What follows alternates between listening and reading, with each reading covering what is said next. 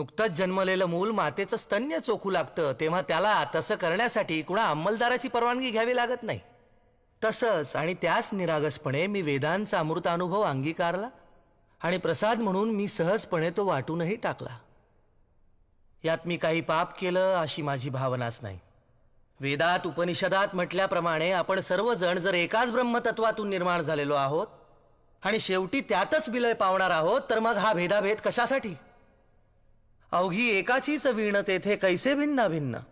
कबीर म्हणतो, ब्राह्मण वेगळा असावा असं जर ईश्वराला वाटलं असतं तर त्यानं त्याला जानवं लिहून आणि मुंडन करूनच खाली नसतं का पाठवलं?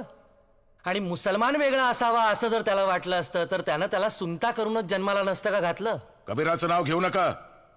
त्याला ना जात ना धर्म. रस्त्याच्या कडेला वाढलेली अनावर सवलात ती. मग ज्ञानदेवांचा दाखला देऊ नको. संन्याशाचं पोर ते. आश्चर्य आहे. ज्ञानदेवांना आणि त्यांच्या भावंडांना बहिष्कृत न करण्याच्या बदल्यात तुम्ही त्यांच्या मातापित्यांना जलसमाधी घ्यायला लावलीत आणि तरीही त्यांच्यावरचा संन्यासाचं पोर हा बट्टा जात नाही. बर, मग पैठणचे एकनाथ महाराज नको.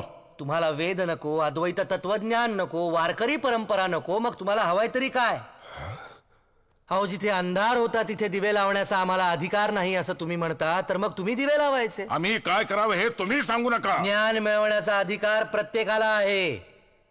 ब्राह्मण, क्षत्रिय, शूद्र, वैश्य, चांडाळा आहे अधिकार. बाळे, नारी, नर आदी करोनी वेश्याही. वेश्याही? हो, वेश्याही. सर्वांना नामसंकीर्तन करण्याचा, परमेश्वराच्या जवळ जाण्याचा अधिकार आहेच. आणि ब्राह्मणांना शिष्य करून घेणे, त्यांच्याकडून पाया पडून घेणे? वारकरी संप्रदायात सगळेच एकमेकांच्या पाया पडतात. माऊली म्हणतात, समोरच्या माणसात असलेल्या देवत्वाला तो नमस्कार असतो. आणि मी आजवर कोणालाही शिष्य करून घेतलेलं नाही. शिष्य करणं, मठ स्थापन करणं, व्यापारी वृत्तीनं शोषण करणं ही या मंबाजी सारख्यांची कामं. तुकोबा, तुम्ही कितीही बडबड केलीत तरी स्मृती श्रुतीप्रमाणे तुम्ही गुन्हा केलेला आहे. या गुन्ह्याची शिक्षा काय आहे तुम्हाला माहितीये? स्मृती ग्रंथात सावकारी करणाऱ्या, सेवा करणाऱ्या, शेती करणाऱ्या ब्राह्मणांना शूद्र म्हटलंय.